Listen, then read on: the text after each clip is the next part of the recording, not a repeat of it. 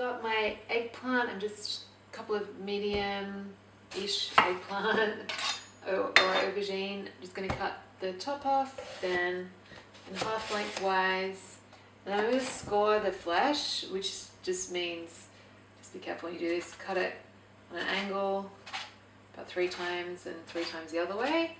And the reason you do that is just it helps it cook quicker and it helps the oil penetrate into the flesh and just makes it taste nicer and get richer in your eggplant. So you don't have to do that though. Then just on a tray, line with baking paper, and then really generous with the olive oil. Good drizzle over. And then I've got my oven set to 250°C, which is for 80°F, so nice and hot. Bit of salt. Generous with the salt as well. And we're just going to cook it. We'll check it after half an hour. So to make the stuffing, I've got some leftover slow cooked lamb. I actually thought I had more, so I've just added in a handful of roast cashews just to make it a bit more substantial.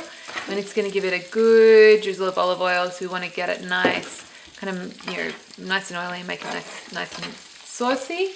And then I'm just going to add some curry powder to give it the spice, but you could use other spices if you like.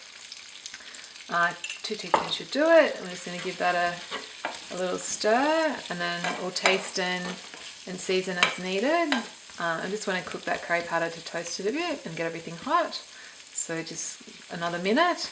Okay, so to stuff the eggplant, literally we're just going to spoon our mixture, a curry mixture, on top, and then I'm going to finish with a good dollop of Greek yogurt or natural yogurt and some baby spinach leaves just to make it look pretty and green, and we're done.